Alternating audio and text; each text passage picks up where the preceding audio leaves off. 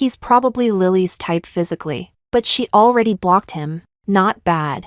Lazaro, you've got to admit, Lily really loves you. She didn't fall for that kind of temptation at all. Hearing everyone's admiration, Lazaro merely let out a mocking laugh. If she can't even pass a simple test like that, why would I stay with her? A pretty young woman beside him suddenly leaned forward curiously. Lazaro, what if Lily fails one day? I knew that girl. She was Lazaro's cousin, Laura, the sweet little sister he had repeatedly asked me to take care of. How is that possible? She's completely obsessed with me. Lazaro curled his lips confidently. Then he leaned back against the booth. His narrowed eyes casually swept across Lara's face. If she fails, she'll just end up begging me. Besides, I'm getting bored anyway. He paused before continuing in a suggestive tone. Hell, maybe you and I could give it a try then. The room instantly erupted into cheers. The girl covered her flushed face and complained shyly.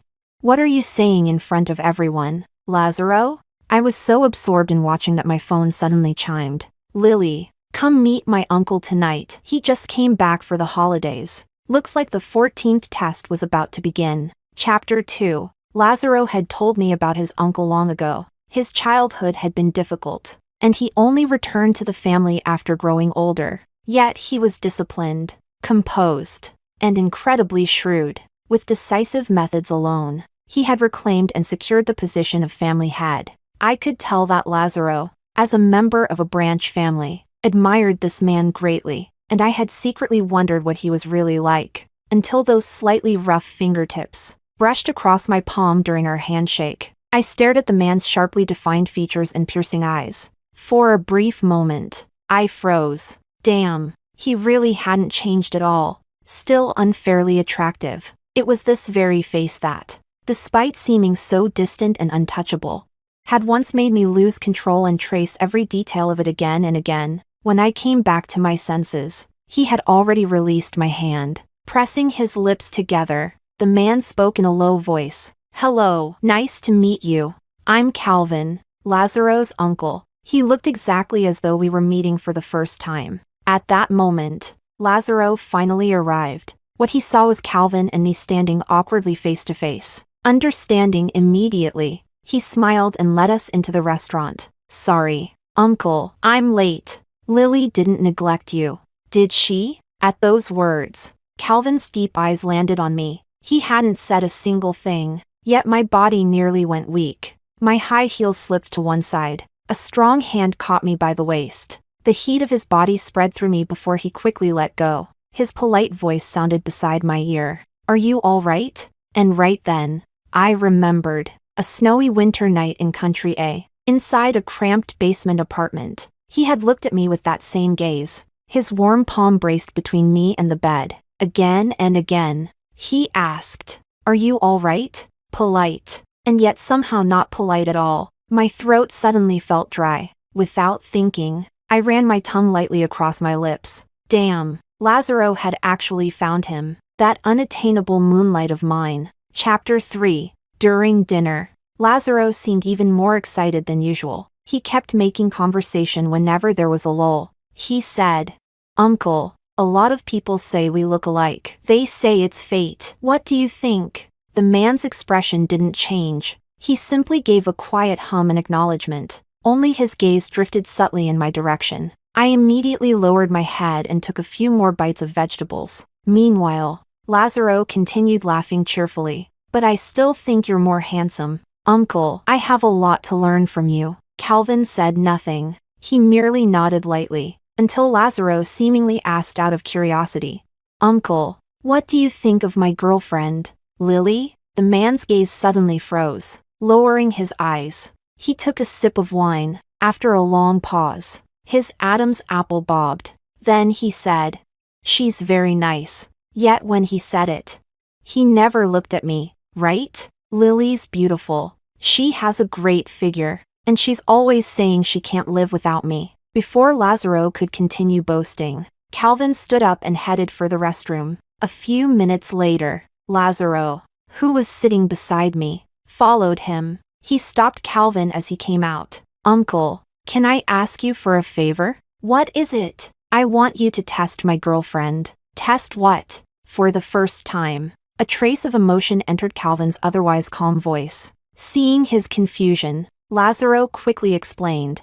Uncle, I just want you to spend more time around Lily and see whether she'd develop feelings. If she can reject even someone as attractive as you, then I'll finally feel comfortable settling down with her. You mean? Calvin raised an eyebrow and interrupted him. You want me to seduce her? Perhaps he hadn't expected such blunt wording. Lazaro froze instantly. He opened his mouth, only to find himself unable to argue. Calvin let out a faint chuckle. Half-jokingly, he said, You certainly trust me a lot. Seeing him smile for the first time, Lazaro brightened immediately. Of course! You're the gentleman everyone recognizes. There's no way you'd be interested in her. He rubbed the back of his nose and added quietly.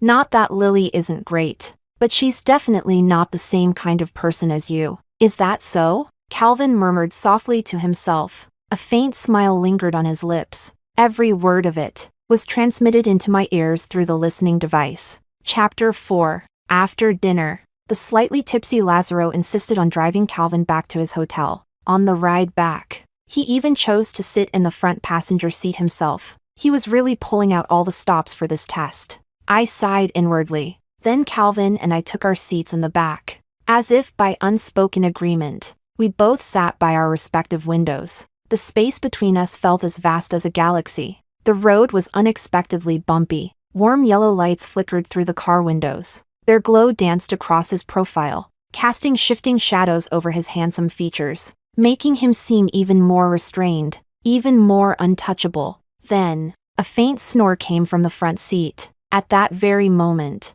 the man's head tilted slightly toward me. Our eyes met. Quietly, he formed a sentence with his lips, a question. Resting his head against one hand, he asked, Are you looking at me? Calvin's expression remained as calm as ever, yet my heartbeat suddenly skipped, because his eyes were clearly saying, See? I knew you'd look at me. Before I could react, something cool suddenly brushed against my bare calf beneath my fitted knit dress. The so-called gentleman was lazily rubbing his leg against mine, lightly, slowly, drawing closer and closer. I could even feel the tense heat of the muscles beneath his dark trousers. The sensation sent warmth spreading through my body. I lifted my eyes to look at him. Was he flirting with me? His Adam's apple moved once, but he didn't stop.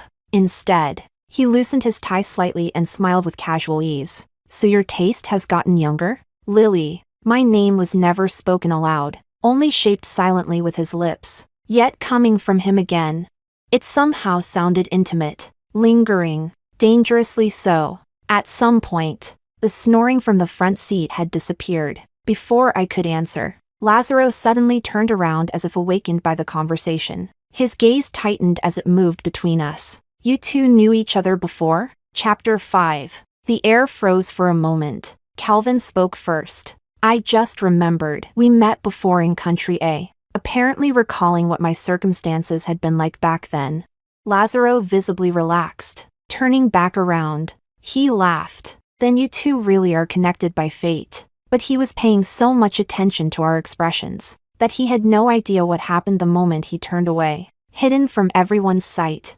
That polished black dress shoe became even bolder, hooking around my foot, deliberately, provocatively, trapping it between his own. Once again, the man silently formed words with his lips. He asked, Exciting? In an instant, I remembered. Back then, I had shaken off his hand and walked away just like this, into a freezing wind sharp enough to cut through bone. The last thing I said to him had been, I like things a little more exciting. You're kind of boring. Calvin Tang. Back then, he wasn't a Tang yet, and he wasn't the type to hold grudges. He had only stood there with reddened eyes, holding my hand and saying not to leave, that he would learn anything at all. Chapter 6. When I found myself locked inside a suite with Calvin, I realized that this man had indeed learned quite a lot, though I had no idea where he had learned it. Just as I had no idea a 6-star hotel's soundproofing could be this terrible. Laura, isn't sharing a room a bit much? What if? Lazaro, just trust me, okay? Or are you worried about something? Come on. That's impossible. With Uncle's gentlemanly personality, nothing would happen even if they stayed together for 10 years. And if Lily can even pass Uncle's test, that'll definitely prove how sincere she is about you. That's true. Then let's wait a little longer. As Lazaro's approving voice sounded from the room next door, Lara's playful laughter followed. Mixed among those sounds were several low chuckles from the man standing before me. Calvin had me pressed lightly against the back of the door, giving no sign of retreating. This time, he finally voiced everything he had been holding back. In a husky voice near my ear, he asked, "Exciting, Lily? Damn, what a grudge-holding man." Without avoiding him, I met his dark gaze directly. My hand slid down and tugged on his loosened tie. Our uneven breaths drew impossibly close. "Calvin, is this what a gentleman would do?" He didn't answer. Instead, he asked, "Do you like gentlemen? They're okay, I guess. After all, I wasn't exactly a good person either." I kept that last part to myself. The next second, something cold and metallic was placed into my palm. With a faint smile, he said, "Good thing I'm not a gentleman." Looking down, I saw a pair of silver handcuffs. I froze. Meanwhile, he calmly fastened one cuff around his own wrist, then handed me the other end. "Lily," he spoke my name softly, forcing me to look at him. "You used to like these the most, didn't you?" Chapter 7. The corners of my lips curved upward, as if I were genuinely pleased. Then, in the very next second, I moved closer to him. The moment the man's breathing faltered, I fastened the other cuff around the equally cold door handle. Immediately afterward, footsteps sounded outside. The door burst open with a loud bang. Everything happened too fast to process. What Lazaro saw was an extremely complicated scene. Calvin and I were standing almost pressed against each other. Lazaro's pupils contracted. He looked like a volcano on the verge of eruption. Then his gaze landed on the handcuff attached to Calvin's wrist. Instantly, he relaxed. He even seemed somewhat pleased as he suppressed the emotions surging inside him. Apparently, he assumed I had handcuffed Calvin because I was afraid of making him angry. But only moments later, Lazaro returned to his indignant expression and demanded righteously, "Lily, why are you in the same room as my uncle? And why are you standing so close to him? I'm your boyfriend. Don't you understand basic boundaries?" For once, I didn't follow the script and comfort him. I simply watched him perform. By now, I understood Lazaro perfectly. No matter how well I behaved, he would always find fault. From beginning to end, what he wanted was this self-directed drama, even when it was his chosen test subject. Even when he was the one who arranged for the door to be locked, he still needed me to drown in guilt. All to satisfy his endless vanity. In the past, I might have played along, but now, I was tired, and I no longer had the patience, especially when compared to another face. His suddenly seemed so much less impressive. Everything felt unbearably dull. Unfortunately, Lazaro didn't see it that way. Instead, my indifference infuriated him. With a cold laugh, he declared, "If you care so little about this relationship, then let's just break up." With that, he slammed the door and left. Behind him, Lara, who had been enjoying the spectacle, shot me a contemptuous look and followed. The chaotic scene instantly returned to being just Calvin and me. "You have the key." It wasn't a question, it was a statement. I looked up at Calvin. As I turned to leave, he called out to me, standing beneath the dim hallway light, hands still cuffed to the door. He smiled as though none of it bothered him. Within those deep black eyes, I had become his entire world. He said, "Lily, I spoke too soon. Your taste hasn't just gotten younger, it's gotten worse, now." He was the smug one. Chapter 8. When I left the hotel, Lara was still standing outside. The moment she saw me, she walked over. "Lily," her voice remained soft and sweet, though not exactly friendly. Without waiting for permission, she linked her arm through mine. "You're not actually thinking Uncle would fall for you, are you? Instead of chasing after Lazaro? I never expected you to be even more naive than me. Lazaro treats you like this despite your background, and you're still not satisfied." I honestly feel sorry for him. I couldn't be bothered listening to her nonsense. Shaking off her hand, I hailed a taxi. Before getting in, I turned around and said directly, "Laura, if you like Lazaro, just go after him. Telling me won't accomplish anything. We've already broken up."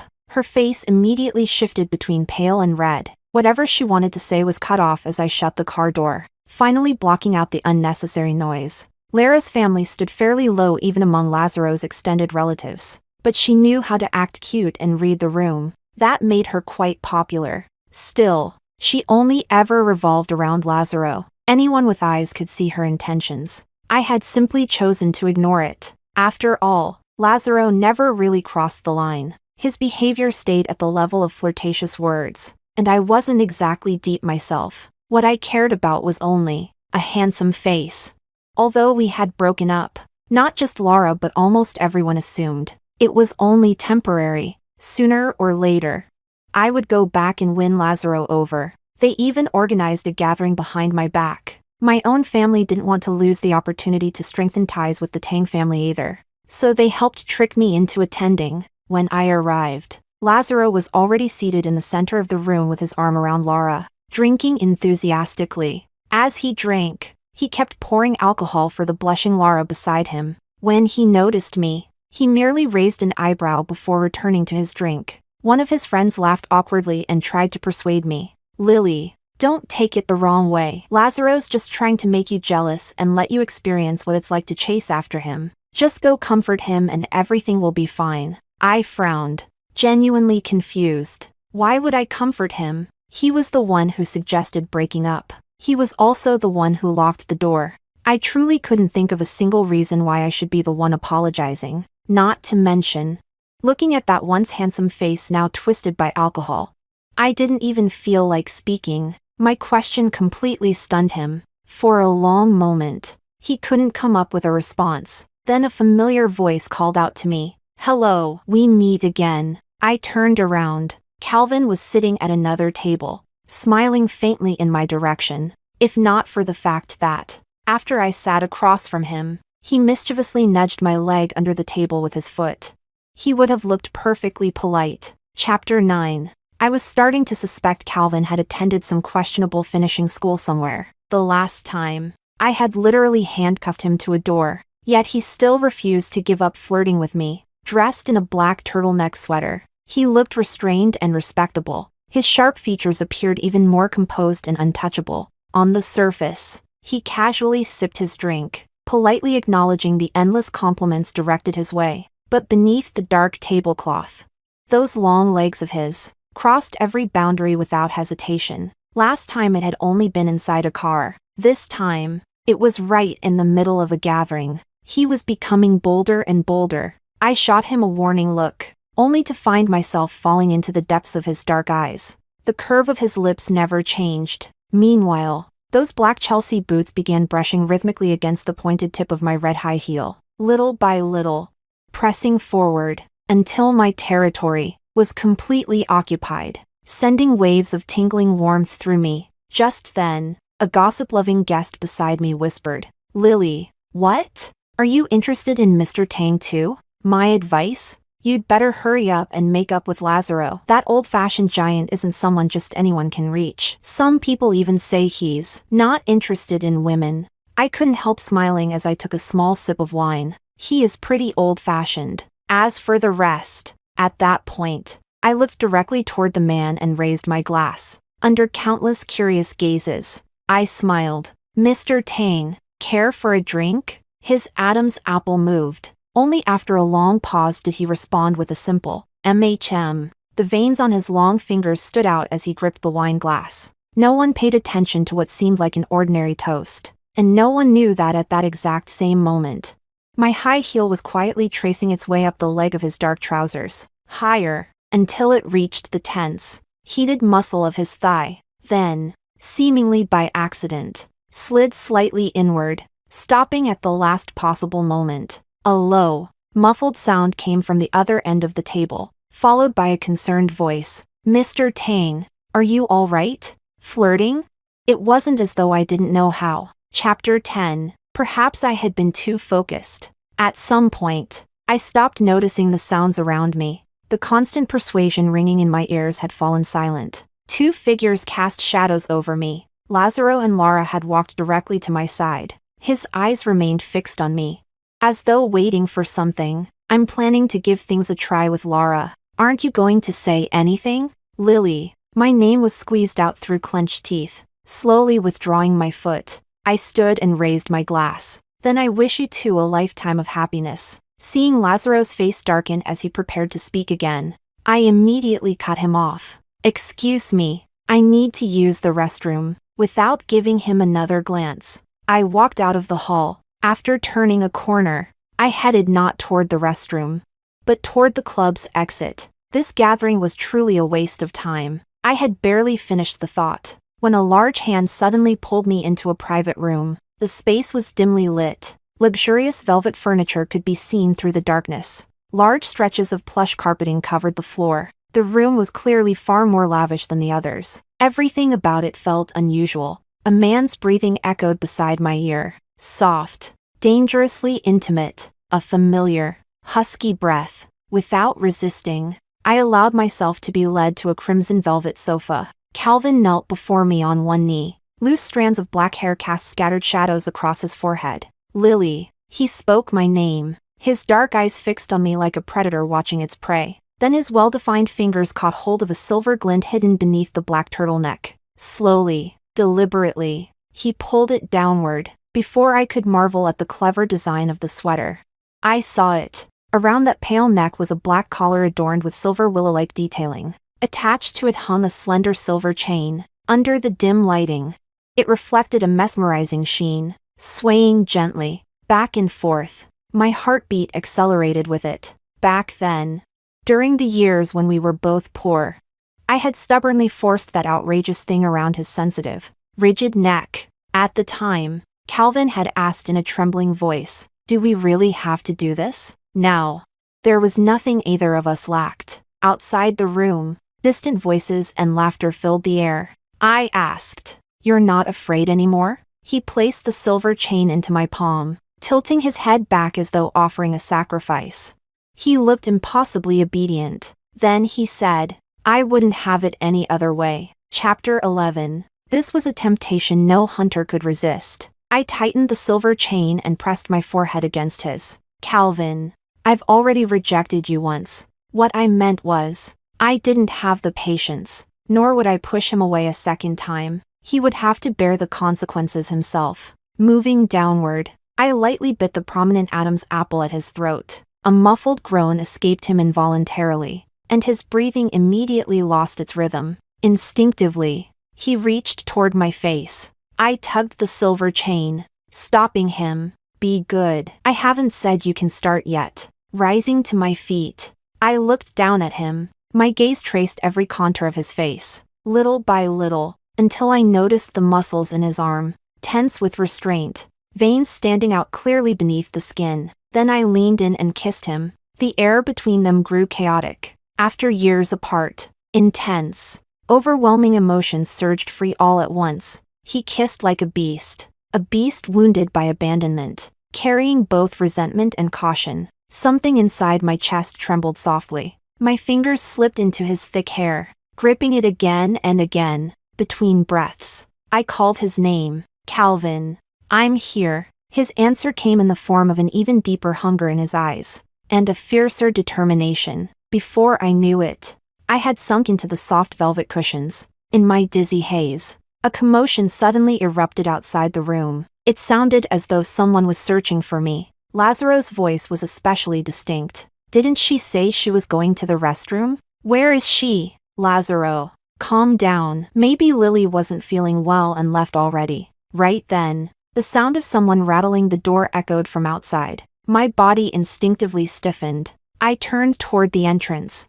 The man beside me, however, remained completely unfazed. Instead, he stepped even closer. "Lily, focus." Drawing me into his arms, he positioned me facing the door. His voice remained calm. "Don't be afraid. This place belongs to me. I designed it myself." Outside, another voice tried to persuade Lazaro. "Stop trying, Lazaro. These rooms can't be opened from the outside. They're custom made for the owner." Damn it! A heavy bang struck the door. The noise echoed through the room. At that moment, everything seemed to reach its breaking point. I lightly bit down on Calvin's shoulder. Exciting? Lowering his eyes, he met my gaze. The emotions hidden within them were so intense they nearly swallowed me whole. At that moment, I finally realized 5 years had been enough to transform that cold, inexperienced young man into a greedy, insatiable beast.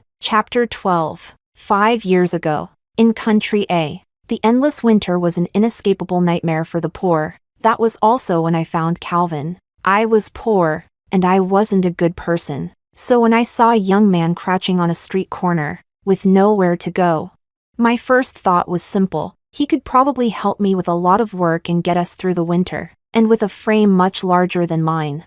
He was probably warm, too, so I reached out my hand. Coming or not, I'll take care of you. That night, I brought him back to the basement apartment, a cramped, airless place barely large enough for 2 people. For the next 5 years, we stayed there, because the room was so small. His warm embrace gradually became my bed. Back then, Calvin was a few years older than me. He took everything seriously, almost excessively so. Faced with a troublesome situation like ours, he never complained. Instead, he quietly took care of everything for me and accommodated every request I made. But what could I do? I'd already said it. I wasn't a good person, and my worst impulse was this. I wanted to see someone as upright as him break his own rules. I wanted to stain those cool, distant eyes, to make him lose himself because of me. So during the second winter, I was the first to cross the line. My excuse was simple. I was cold. I needed warmth, in more ways than one. As time went on, spoiled by his indulgence, I became increasingly unreasonable. Handcuffs, blindfolds, collars, all of them were my creations back then, inside that increasingly warm and enclosed space. Even when he stood on the edge of losing control, the young man never forgot to kiss my forehead. If it hurts, call my name. That's what he said. That winter, 2 wandering hearts, along with 2 bodies that had known loneliness for far too long, finally became one. It was the warmest winter of my life. If nothing had changed, I would have been willing to keep living that way forever. But only if I hadn't been crazy, only if I hadn't noticed the obsessive desire growing inside me. I needed to know where he was, what he was doing, everything that belonged to him, at all times. Sometimes, staring at his slender figure from behind, a terrifying thought crossed my mind. If I could keep him from leaving, wouldn't he belong entirely to me? But it shouldn't have been like that. The small, inconvenient piece of conscience I still possessed awakened. It told me that someone like him shouldn't be destroyed by such unhealthy desires, shouldn't spend his entire life trapped in a dark, damp basement. Honestly, he deserved better. One morning, walking alone through empty streets, I received a phone call from across the ocean. The caller claimed to be my biological father. He talked for a very long time, but all I could think about was something else. If a story ended at its highest point, wouldn't it avoid having to face the fall afterward? And so, at the end of that winter, the moment the bells in the square began to ring, I made the decision to run away for the first time. Chapter 13. On New Year's Eve, the Tang family held a small holiday gathering. The guests were mostly close relatives and business associates. Naturally, Lazaro was among them. Originally, he had planned to bring me as his companion, but after being unable to reach me, he had no choice but to bring Laura instead. As Lazaro and Laura entered arm in arm, they ran straight into Calvin Tang. Remembering the earlier test, Lazaro felt somewhat awkward. Still, it had been his own idea, so he took the initiative and greeted him warmly. "Uncle, long time no see." "It hasn't been that long. I attended that gathering too." "Really?" Lazaro couldn't remember much from the alcohol-fueled night in question and could only force a smile. Then he quickly changed the subject. "This is my cousin Laura. She's always wanted to meet you."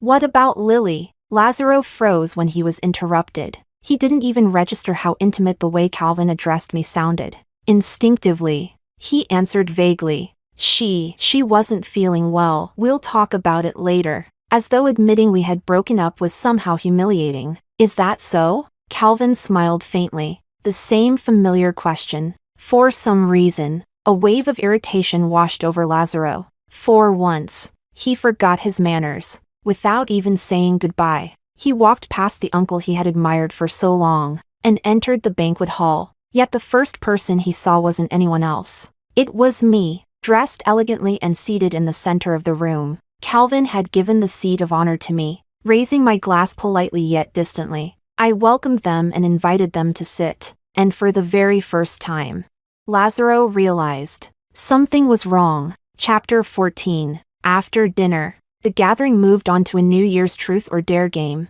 Earlier, Lazaro had secretly discussed a plan with a few of his friends attending the party. During the game, he intended to use the opportunity to propose to me. He had even arranged for someone to deliver the ring in advance. Lazaro, are you really going to propose to Lily? Forget it. If she came all the way to this gathering, she obviously still has feelings for me.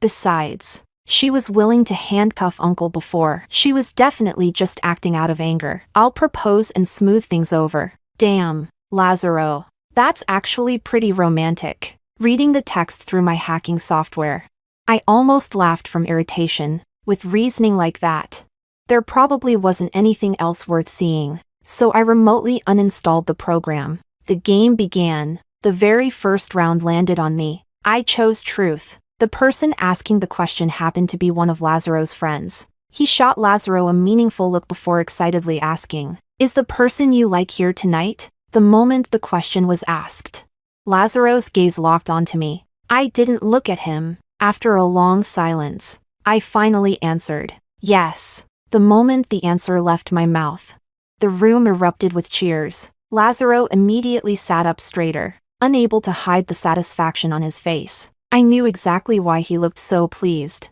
Because he assumed I was talking about him. And not just him. Most people in the room thought the same thing. After all, Lazaro's habit of causing trouble every few days only for me to comfort him afterward had become something of a famous story within our social circle. Several more rounds passed. Then it was Calvin's turn. Coincidentally, or perhaps not, he was seated right beside Lazaro. This time, Lazaro became the one asking the question. After what had happened earlier, he looked much more relaxed. He seemed convinced that he had simply overthought things. So he looked toward the uncle he had admired for years and asked casually, "Uncle, you don't mind a personal question, do you?" "Go ahead. Is the person you like here tonight?" By this point, Lazaro had already imagined 100 different ways Calvin might politely answer no. But to everyone's surprise, the man merely nodded and said, "MHM." The room exploded with even louder reactions than before. Everyone was suddenly desperate to know who this famously reserved man liked. But Lazaro noticed something. At the exact moment Calvin answered, the direction he looked toward was one Lazaro knew all too well. But that was impossible, wasn't it? Almost instinctively, Lazaro hurried the game along. All right, enough. Next person. As though fate had planned it. The next turn landed on me again. All eyes turned toward me. This time, I chose Dare. Lazaro visibly relaxed. According to his plan, if I was chosen again, he wanted to steer me toward picking Dare. One of his friends grinned excitedly and read out the challenge they had prepared long ago. "Please kiss the person you like for 3 minutes." Lazaro's gaze was so intense it felt as though it could pierce straight through me. The anticipation in his eyes was impossible to miss. I knew all of that. But unfortunately, the person I wanted to kiss had never been him. Chapter 15. I stood up and walked toward Lazaro. The cheers around the room grew louder. To everyone present, my choice seemed obvious. Lazaro's lips curled into a knowing smile. But in the next second, I walked right past him and stopped behind Calvin. Bang! Outside the floor-to-ceiling windows, fireworks exploded across the night sky. I grabbed Calvin's tie and met his eyes. Those faintly smiling eyes shimmered with reflected light. Beautiful. Dangerous. Like an abyss. Then I kissed him. The moment I relaxed my guard, the man rose to his feet and immediately took control. As if he couldn't wait to show the world the treasure he had finally regained. He held me close and kissed me deeply. like he wanted to break me apart and weave me into his very bones. I had no choice but to wrap my arms around his waist and rise onto my toes to meet him halfway. I don't know whether 3 minutes passed. I only knew that the room had become terrifyingly silent. For a moment, even breathing seemed to stop. Then came a faint metallic clink. I turned my head. A silver ring rolled from Lazaro's palm and fell to the floor like a shooting star. He rose unsteadily to his feet, staring at me in disbelief. Lily, how could you? Why couldn't she? Calvin stepped in front of me. And from now on, you should call her aunt. His tone remained calm. Yet somehow, those words instantly ignited Lazaro. His eyes reddened with fury. Even the wine glass beside him was hurled violently across the room. Uncle, you knew she was my girlfriend. Lara jumped in fright and tried to grab him. Lazaro, but he shook her off without a word. The entire room descended into chaos. Chapter 16. Calvin Tang paid no attention to Lazaro's rage. Instead, he calmly instructed the family steward to escort everyone out. My apologies, everyone. The Tang family has a private matter to handle. Only after the room had been emptied did he slowly turn his gaze back toward Lazaro. Lazaro, I'll say this one last time. She is no longer your girlfriend. And even if she were, so what? Have you forgotten what you asked me to do back then? But it was just a game. Lazaro's eyes were bloodshot. He had abandoned all pretense of manners as he shouted. Calvin, I trusted you so damn much. You shameless old man. Tisk. Calvin's normally composed voice carried a rare trace of coldness. I don't recall ever agreeing to any game. From the very beginning, I was serious. And whether you asked me or not, I would have done the same thing. Lily. His voice softened immediately, lowering his eyes. He looked at me. To my surprise, he almost sounded aggrieved. Am I really that old? I reached up and patted his face reassuringly. Not at all. To me, you're the most handsome and charming man here. The moment the words left my mouth, Lazaro's eyes turned red first. Lily, I was here first. You can't do this. No. I smiled calmly. To be accurate, he was here first. What? Lazaro froze. His gaze dropped to our tightly intertwined hands. Country A. Damn it. In an instant, everything connected. Something finally clicked into place. With a curse, Lazaro charged forward. His clenched fist flew toward Calvin's face. But before anyone could react, he was stopped effortlessly. In the next moment, Calvin struck first. His fist landed hard. Even though I'm your uncle, that doesn't mean I haven't wanted to hit you. 3 years ago, I should have taught you properly. If you don't know how to cherish something, then don't take away something precious to someone else. There are consequences for that. Do you understand? Each sentence was followed by another punch. Completely overwhelmed, Lazaro couldn't fight back at all. It was the first time I had ever seen Calvin like this. In front of me, despite being a few years older, he had always been calm, patient, willing to indulge me in everything. But now, his eyes were cold. The veins on the back of his hands stood out sharply. It was as though years of suppressed anger had finally shattered the mask of restraint.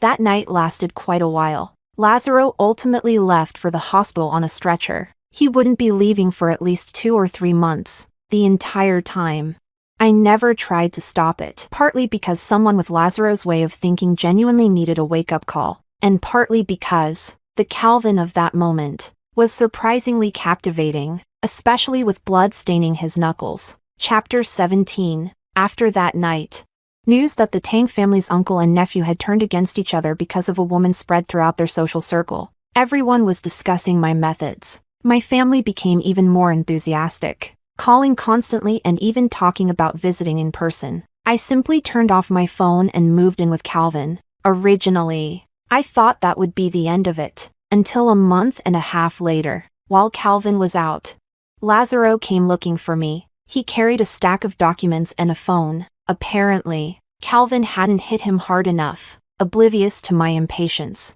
Lazaro pointed excitedly at the documents. Lily, you still love me, don't you? Otherwise, you wouldn't have installed so much surveillance software on my phone. You even put listening devices in my clothes, right? Just admit it. You've only been temporarily distracted by that guy. If you come back, we'll get married.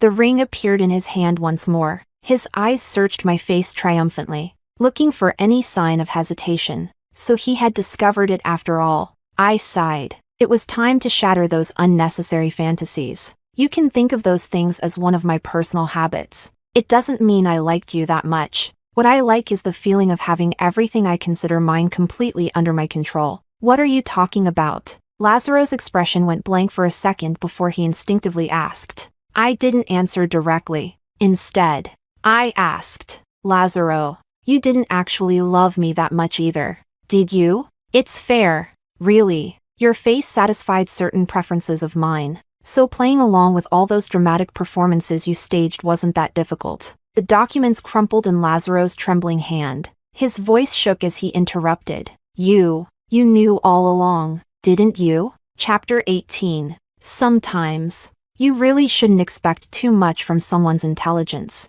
I pointed at the phone. I always knew, but you seem not to understand that sincerity doesn't survive being constantly tested. Besides, I've never really had any sincerity to offer. No sincerity. He repeated the words to himself several times. His eyes reddened as he blurted out, then what was I? At that exact moment, a voice came from the doorway. Lily, are you all right? Calvin had returned. I turned my head and smiled. Didn't you already figure it out? Lazaro stared at the tall figure walking toward us through the backlight, and little by little, a truth became impossible to ignore. From the very beginning, he had merely been a substitute for the man standing before him, the man who resembled him by perhaps 50%, who stood taller than him, and who was already the head of the Tang family. A few seconds before Calvin reached us, I slipped a prepared USB drive into Lazaro's hand. Then I whispered my final warning into his ear. You don't actually think all that surveillance was only for my personal habits,